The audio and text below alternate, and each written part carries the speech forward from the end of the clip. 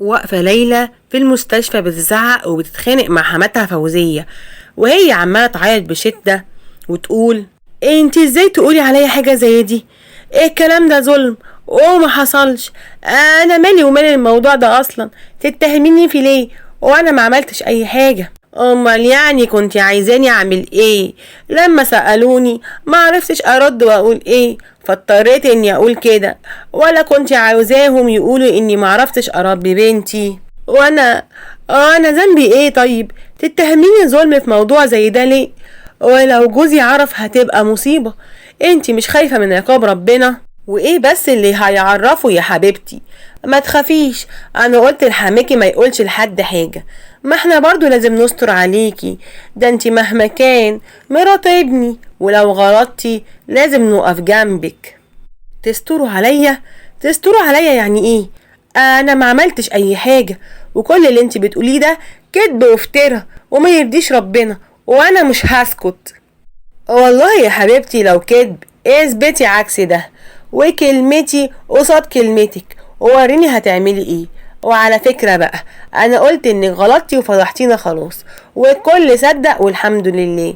يعني كل اللي انتي بتقوليه ده مالوش اي لازمة.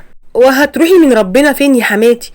اتقي ربنا فيا، انا بحب جوزي ومش عايزة بيتي يتخرب. هتستفيدي ايه يعني لما الكل يقول اني ما عنديش اخلاق واستغليت ظفر زوجي ومشيت على كيفي؟ لما بيتك يتخرب احسن ما بنتي حد يتكلم عليها، دي بنت ولو سمعتها ضاعت يبقى خلاص. لكن انتي لو ابني طلقك هيتجوز غيرك عادي جدا، وانا لا يمكن اسكت واسيبك تعملي كده فيا. انا هفضحك وهقول لجوزي على كل حاجة، ومش ممكن اسيبك تتهميني ظلم في حاجة انا اصلا ما عملتهاش.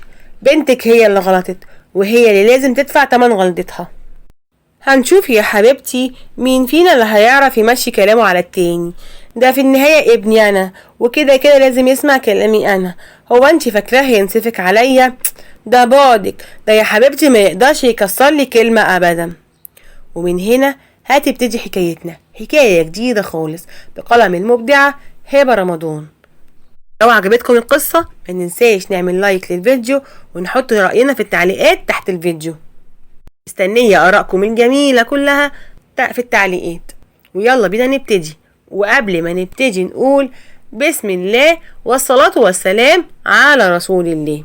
في واحدة من المناطق الشعبية وفي بيت عيلة ساكن فيه الأب والأم ومعاهم بنتهم سهر اللي لسه بتدرس في الكلية، ومرات ابنهم ليلى. ليلى عندها 30 سنة، متجوزة ابنهم من 5 سنين. جوزها سافر يشتغل في دولة عربية وسابها مع أهله، وبيجي شهر واحد بس كل سنة، عشان كده لسه ما عندهاش أطفال لحد دلوقتي. ليلى كانت عايشة مع أهل جوزها في البيت، وكانت الحياة ماشية عادية جدا لحد ما اتفاجئت إن أخت جوزها عملت كارثة. واللي حصل بعد كده عمره ما كان يخطر على بال حد خالص.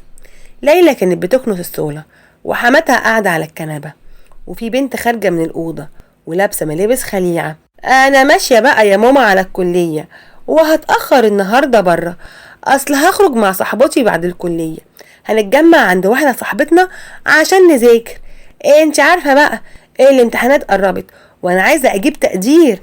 يا بنتي ابوكي بيقعد يسألني عليكي كتير وانا مش عايزة مشاكل معاه، بلاش تتأخري عشان خاطر امك يا حبيبتي، انا مش عايزة اسمع منه كلمتين كده ولا كده بسببك. اتصرفي بقى انت يا ست الكل، يعني انت عايزاني اجيب مجموعة وحش ولا ايه؟ البركة فيكي بقى، قوليله اي حاجة. ماشي يا قلب امك، روحي وخلي بالك من نفسك. يلا يا حبيبتي، ربنا يوفقكم يا بنتي يا رب. هو انت يا سهر ازاي رايحة الكلية بالملابس الخليعة دي؟ ده لا يمكن يكون لبس كلية ابدا يا حبيبتي، البسي كده هدوم محتشمة هتبقى افضل وهتبقى احلى عليكي كمان. عمر العري يا حبيبتي ما كان له علاقة بالجمال. وانتي مالك يا ليلى؟ انتي ايه اللي دخلك في الكلام اصلا؟ دي حاجة بيني وبين ماما.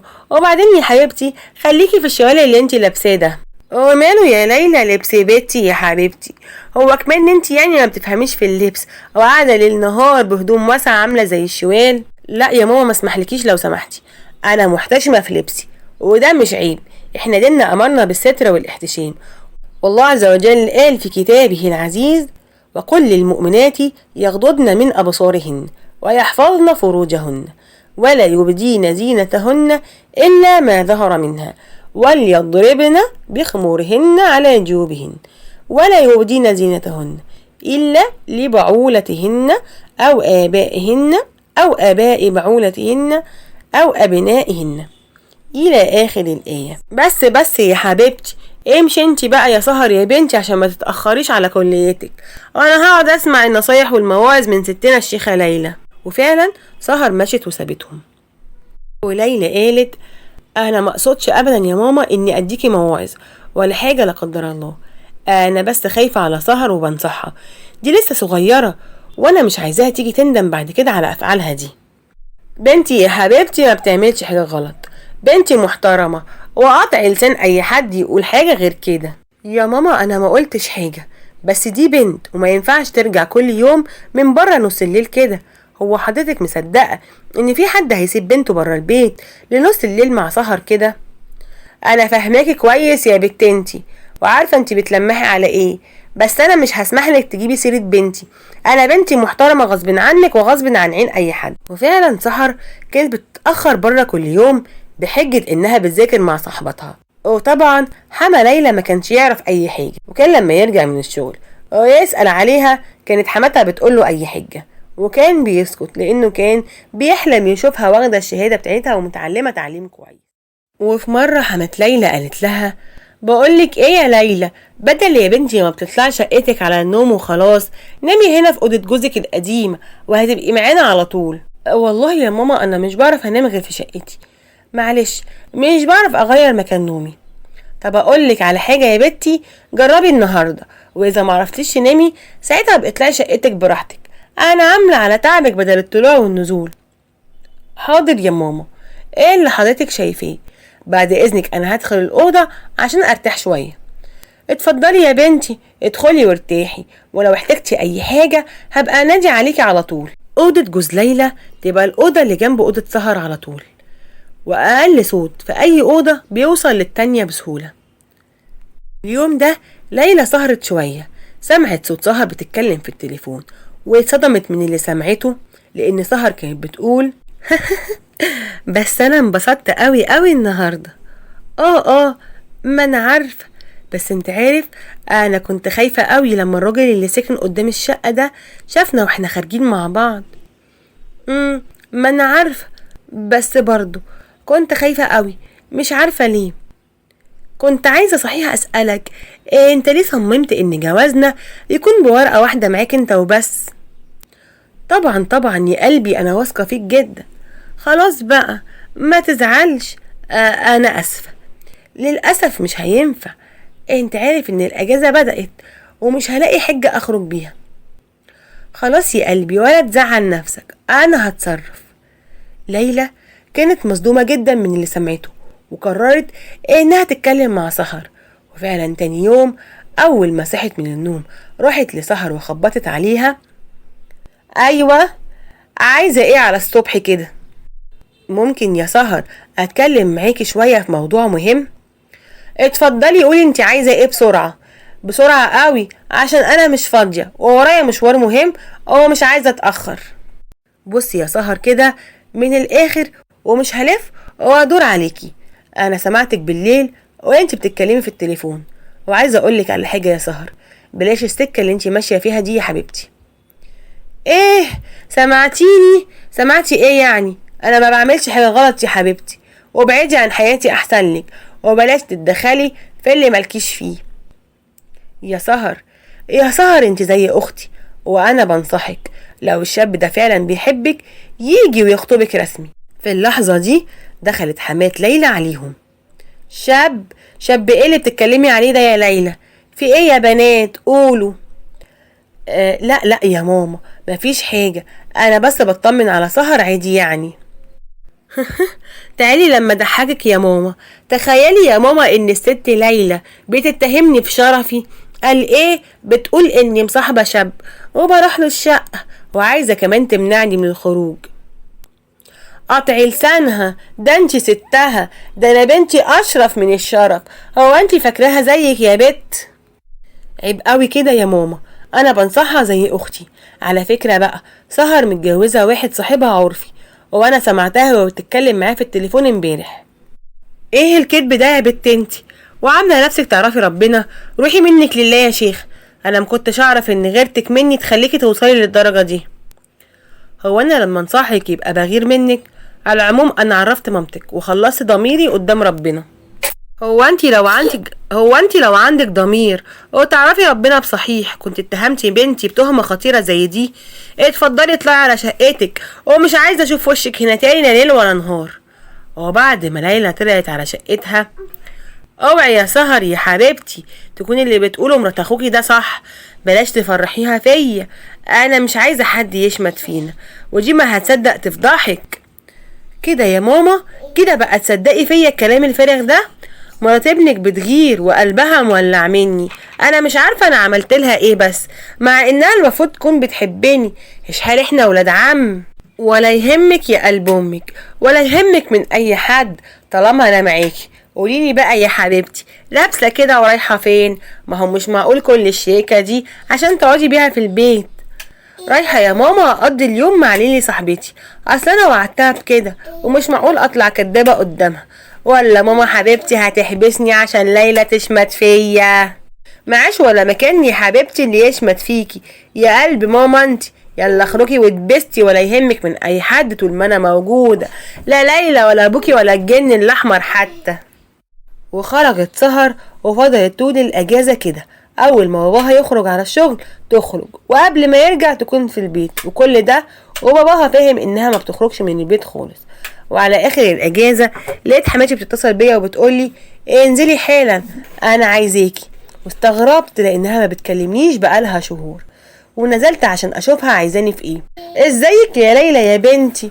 انا وحماكي عايزينك في موضوع مهم قوي. خير يا ماما في ايه؟ قلقتيني قوي. انتوا كويسين؟ وزياد جوزي كويس؟ ما تتكلمي يا ماما، حصل ايه؟ بصي يا بنتي يا ليلى، سهر بنتي تعبانه قوي بقالها فتره، ولما مامتها خدتها وكشفت عليها لقت ان عندها مرض معدي ولازم تتعزل بعيد عن الكل مش اقل من 8 شهور كده ولا حاجه. وعشان كده فكرنا انها تطلع عندك فوق، وانتي تنزلي تقعدي معانا هنا، وهتبقى بعيده عننا على ما تخف في الف سلامه. من عينيا الاتنين يا عمي، سهر اختي وهفضل جنبها لحد ما تخف وتعدي الازمه دي على خير وتبقى زي الفل ان شاء الله.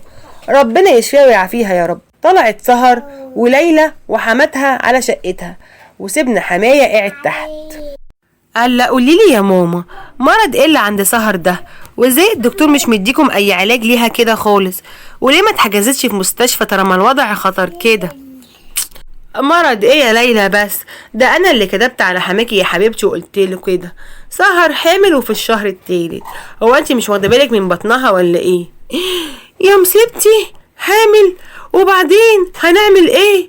ما انا قلتلك يا سهر بلاش السكه دي، احنا لازم نكلم الشاب ده ويجي يصلح غلطته حالا. هو انتي فاكره يا ليلى اننا مستنيينك لما تقولي كده؟ انا روحت له انا وماما كذا مره ورافض انه يتجوزني، ودلوقتي هو قافل تليفونه واختفى خالص وما نعرفش عنه حاجه. طب والحل هنعمل ايه في المشكله دي؟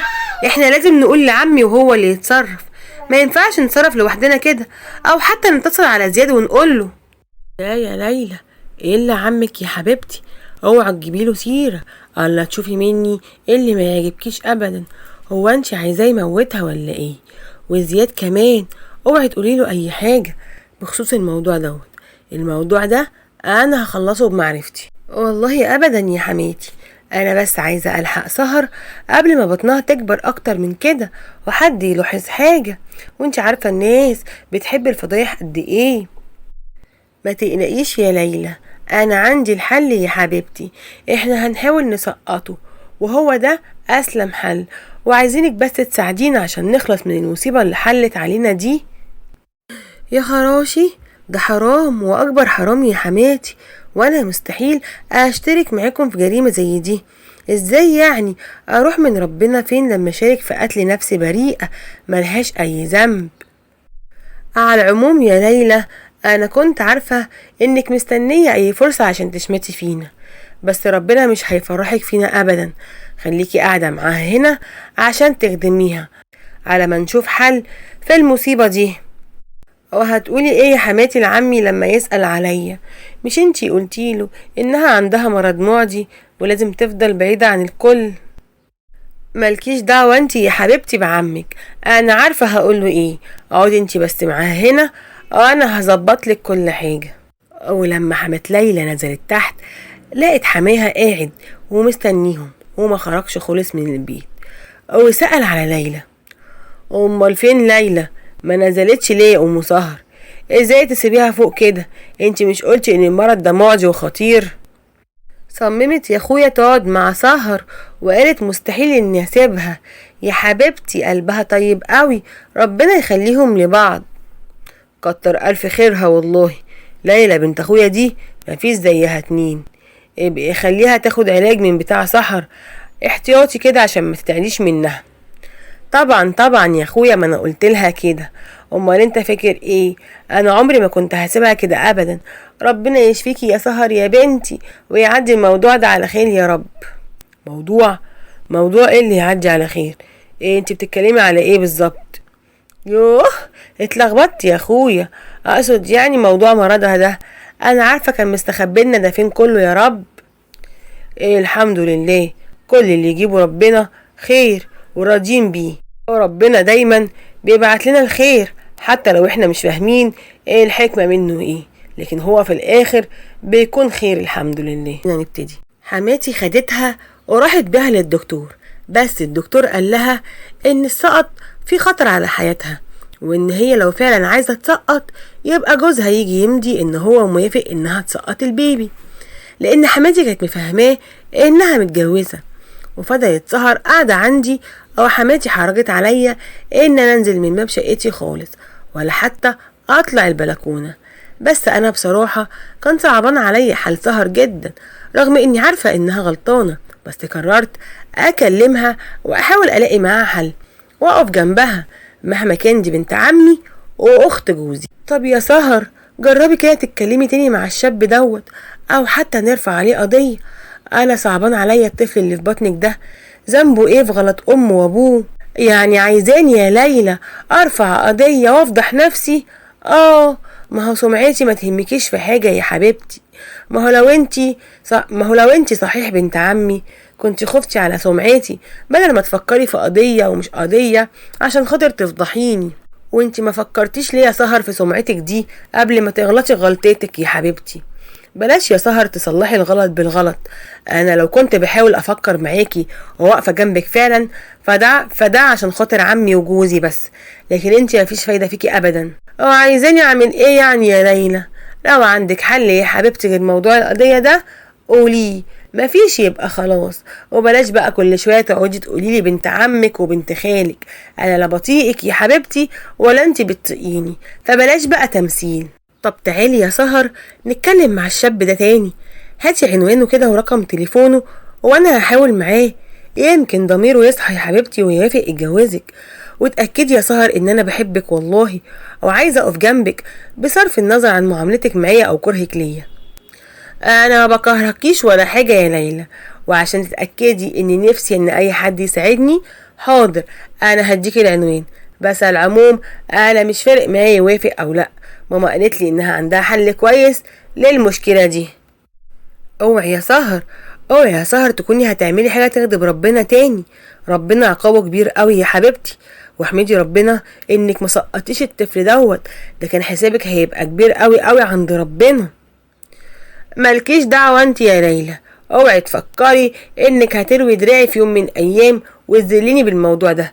انا احسن منك يا حبيبتي 1000 مرة، وعمري ما هتذلل حد، واديكي قلتيها ربنا هو اللي هيحاسبني مش انتي يا حبيبتي. ابعدي عني بقى وسيبيني في حالي. ربنا يهديكي يا سحر، انت عمرك ما هتتعلمي ولا هتبقي بني ادمه ابدا، وهتفضلي طول عمرك كده بتكبري في الغلط. بس العيب مش عليكي، العيب من الاول على مامتك. بلاش يا حبيبتي احسن ماما تسمعك احسن لك، انت عارفه انها اصلا ما بتقيش، فبلاش بقى تتدخلي في حاجه ما تخصكيش اصلا. سبتها ومرضتش ارد عليها خالص. وقبل الولادة اللي الدكتور كان محددها بيومين رحت انا وسهر المستشفى، وسهر ولدت وجابت ولد زي القمر، والغريبة بقى ان حماتي صممت اننا نقعد اسبوع في المستشفى. ويوم الخروج لقيت حماتي دخلت عليا وقالت انا هاخد سهر وهمشي، وانتي بقى ابقي هاتي الواد وتعالي بيه اخر النهار، وشوفي يا حبيبتي هتسميه ايه، ربنا يخليهولك يا رب ويتربى في عزك. وانا ايه اللي هيقعدني هنا يا حماتي؟ وبعدين الولد يفضل معايا ليه؟ انا مالي وماله بالظبط؟ ما يفضل مع امه، وامه هي اللي تسميه، وانا اسميه ليه يعني؟ ما هو انتي امه يا حبيبتي، ولا انتي عايزه تلبسي فضيحتك وبلاويكي لحد تاني؟ انا وبنتي ملناش علاقه بمصيبتك دي. ايه اللي انتي بتقوليه ده اصلا؟ انا على فكره ممكن اقول لعمي على كل حاجه، وساعتها ابقي شوفي هتعملي ايه. انا لو سكت على ده كله فكنت مستنيه يمكن الشاب يصلح غلطته. قوليله يا حبيبتي وبيقابلني لو صدقك. انا على العموم حجزت المستشفى اصلا باسمك، واوراق الولاده كلها باسمك، وقلت لحماكي انك كنتي قاعده في الشقه عشان تداري فضيحتك، وانك بتولدي في المستشفى لانك غلطتي مع واحد وجبت لنا الفضيحه. وقلت له يا عيني ان سهر يا حبيبتي بطيبه قلبها قاعده تخدمك، وعرفت كل ده النهارده بس قبل ما اجي اخدك عشان ما يكتشفش اي حاجه، واقنعته ان يسكت عشان مهما كان انتي تبقي بنت اخوه والفضيحه لينا كلنا. وما تقلقيش يا ليلى، هقنع ابني برضو انك تفضلي على ذمته مهما كان، انتي بنت عمه ولازم نستر عليكي يا حبيبتي. انتي ازاي تقولي عليا حاجه زي دي؟ الكلام ده ظلم وما حصلش. انا مالي ومالي الموضوع ده اصلا، خافي ربنا يا حماتي حرام عليكي. امال كنتي عايزاني اعمل ايه يا حبيبتي؟ لما سألوني ما عرفتش ارد اقول ايه، فاضطريت اني اقول كده، كنت عايزة انقذ بنتي وخلاص. طب وانا ذنبي ايه؟ ليه تتهميني ظلم في موضوع زي ده؟ ليه يعني؟ هي بنتك اللي تغلط وانا اللي ادفع تمن غلطتها؟ جاتك قطع لسانك، انا بنتي دي تبقى ستك وتجراسك، شوفي هتعملي ايه في فضيحتك دي يا حبيبتي، واياكي تجيبي سيرة بنتي على لسانك تاني ابدا. ملهاش دعوة يعني ايه؟ انا ذنبي ايه في غلطة بنتك دي؟ انا ما عملتش اي حاجة، وكل اللي انتي بتقوليه ده كدب وافترا وما يرضيش ربنا. والله يا حبيبتي لو كدب اثبتي ده وكلمتي قصاد كلمتك، ووريني بقى هتعملي ايه. انتي اللي هتشيلي الفضيحة كلها يا حبيبتي، واياكي تجيبي اسم سحر على لسانك ده تاني ابدا. طب وهتروحي من ربنا فين يا حماتي؟ اتقي الله فيا، انا بحب جوزي ومش عايزة بيتي يتخرب، حرام عليكي. لما بيتك يتخرب يا حبيبتي احسن ما بنتي حد يتكلم عليها، دي مهما كان بنت، ولو سمعتها ضاعت يبقى كده خلاص، لكن انتي لو ابني طلعك هيتجوز غيرك عادي جدا، وانا لا يمكن اسكت ابدا واسيبك تعملي كده فيا يا حماتي. انا هفضحك وهقول كل حاجه لجوزي، ومش ممكن اسيبك تتهميني ظلم في حاجه انا ما عملتهاش اصلا. هنشوف يا حبيبتي مين فينا اللي هيعرف يمشي كلامه على التاني. في النهايه ده ابني وكده كده لازم هيسمع كلامي. هو انت فاكره انه هينسفك عليا؟ ده انت بتحلمي، وحتى لو عرف الحقيقه هتفتكر هيفضح اخته ويطلعك انت بريئه؟ ما ظنش. طب انت يا سهر افتكري يا سهر اني وقفت جنبك وما فضحتكيش، افتكري ليا اي حاجه يا حماتي، خافوا من حساب ربنا بقى. انا اسفه يا ليلى، بس ماما عندها حق، انا لسه صغيره وقدامي الحياه طويله، وما اقدرش ابوظ سمعتي واقول اني خلفت الولد ده. من النهارده الولد ده ابنك انتي وانا ماليش علاقه بيه، وانا متاكده انه هيبقى في امان معاكي وهبقى مطمنه عليه. سيبيها يا حبيبتي تقولي اللي تقوله، وتعالي يلا عشان انتي تعبانه ولازم ترتاحي. وسابتني حماتي مع الولد في المستشفى، وخدت بنتها وروحت، ومبقتش عارفه اعمل ايه. فقعدت افكر ازاي اخد حقي منهم، واتصرفت في الولد ورجعت البيت لوحدي من غيره. لقيتهم كلهم قاعدين، وقبل ما حد فيهم اتكلمت انا وقلت بقى كده يا حماتي تسيبيني في المستشفى لوحدي وانا لسه قايمه من عمليه؟ ده بدل ما تجيبيلي عربيه وتجيبيني ارتاح في البيت، وانت كمان ليكي عين تيجي هنا بعد ما فضحتينا وركبتينا العار. عار ايه بس يا عمي، كفر الشر. انا مش فاهمه انت بتتكلم عن ايه بالظبط. فوزيه قالت لي انك خلفتي في المستشفى بعد ما فضحتينا وغلطتي مع واحد. انا اعوذ بالله، انا عمري ما اعمل حاجه زي كده، انا عارفة ربنا كويس قوي يا عمي، انا معرفش حماتي قالت عليا ليه كده، دي كدابة كدابة يا احمد، دي كانت حامل وخلفت ولد كمان. الواد راح فين يا بت؟ انا شايفاه وهو معاكي. استغفري ربنا يا حماتي على ظلمك ليا. على العموم انا معايا تقرير من المستشفى، اتفضل حضرتك يا عمي وانت هتعرف اني مظلومة. عمها بص في التقرير وقال: من هنا ورايح يا فوزية انت مالكيش عيش معايا هنا، لمي هدومك وامشي مرة البيت دوت. بقى عايزة تسوقي سمعة بنت اخويا وتقولي انها غلطت مع واحد وولدت في المستشفى وهروح اجيبها وفي الاخر تطلع لعبة منك؟ اطلعي برا بيتي وورقة طرقك هتوصلك. عايزة اخرج من الحمام ملاقيكيش في البيت. بعد ما عمي مشى قامت سهر وجت تجري عليا ملهوفة وبتعيط: ابني فين؟ ابني فين يا ليلى؟ وديتي ابني فين؟ حرام عليكي، انا ارحميني وقوليلي وديتي ابني فين؟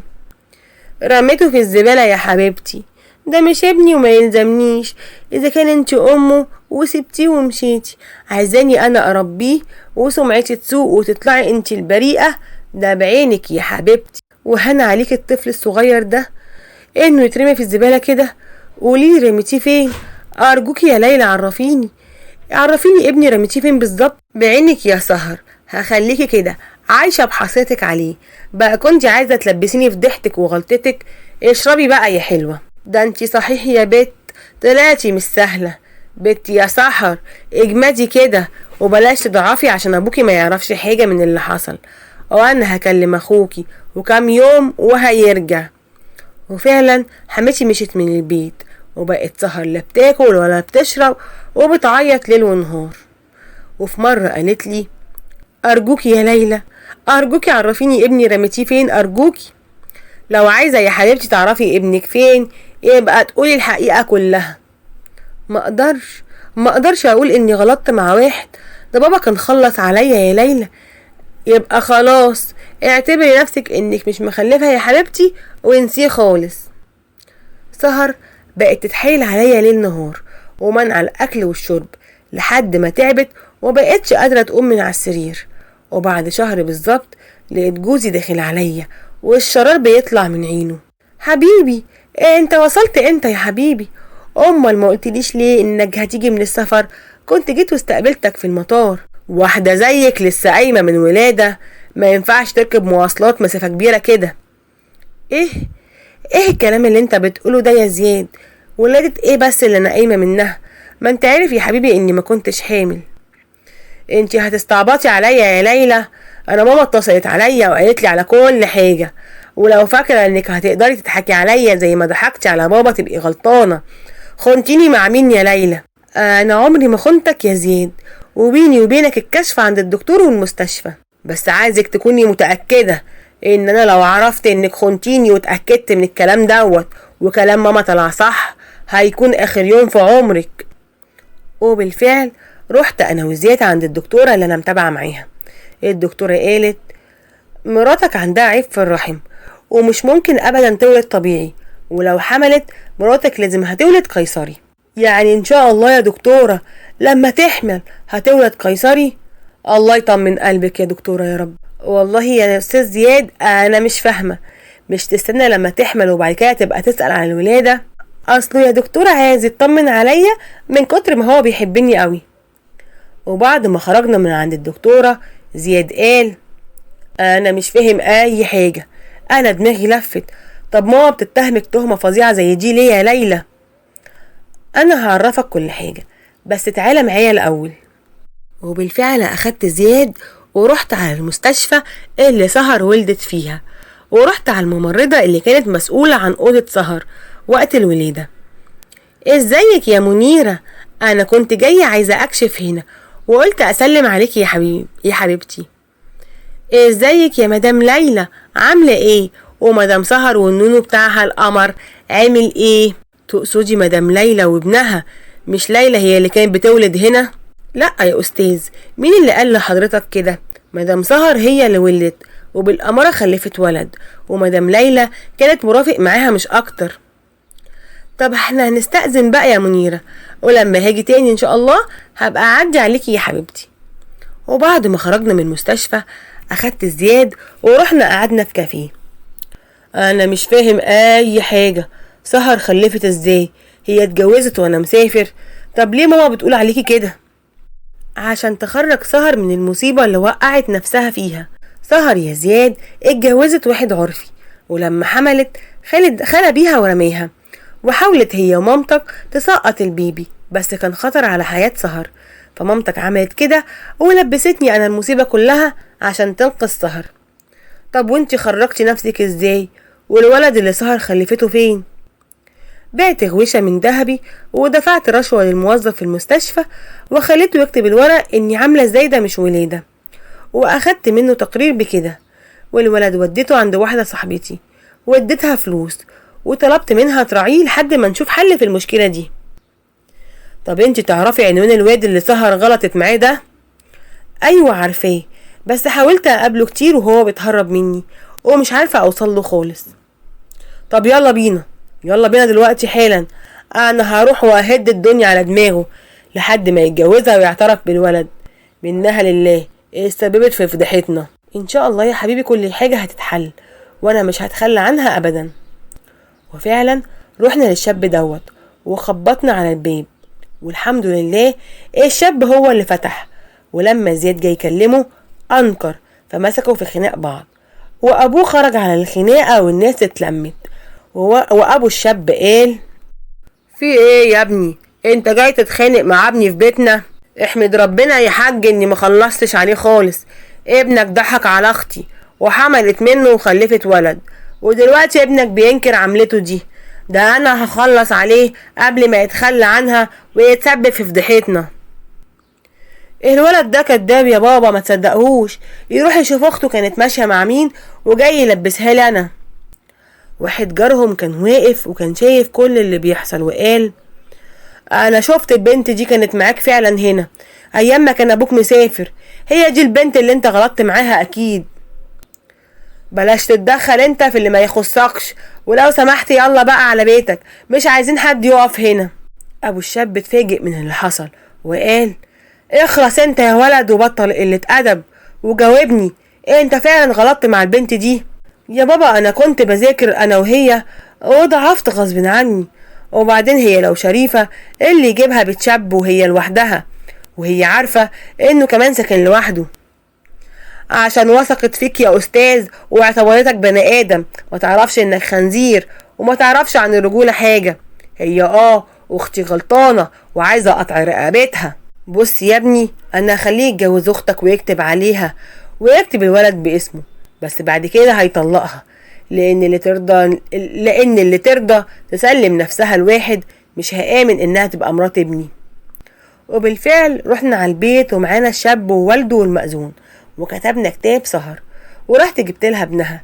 وبعد تسجيل الولد مباشرة الشاب طلق سهر، وحماتي اتطلقت لان حماه شاف ان هي سبب في كل اللي حصل. وانا سافرت مع زياد. انا بحكي لكم الحكاية دي عشان تاخدوا موعظة منها. بلاش تخلي بنتك تلبس ملابس مش كويسة، الملابس الفاضحة ديت اللي بترسم الجسم رسم باسم الموضة. ديننا امرنا بالاحتشام، ولبسنا الاسلامي لبس جميل وواسع وفضفاض وشيك وجميل جدا. خلي بالكم من بناتكم، وربنا يسترها على بناتنا وولادنا جميعا ويجعلهم ذرية صالحة ويجعلهم بارين بينا. ولازم تصاحبوا ولادكم عشان يحكوا لكم الحقيقة في كل حاجة وما يكذبوش عنكم ابدا. البنت غلطت غلط شنيع لان الام ما كانتش مساعداها ان هي تقول الحقيقة وان هي تصاحبها. وهنا انتهت حكايتنا. ولو عجبتكم القصة ما تنسوش تعملوا لايك للفيديو وتقولوا رأيكم في التعليقات اللي موجودة تحت الفيديو. دمتم في حفظ الله.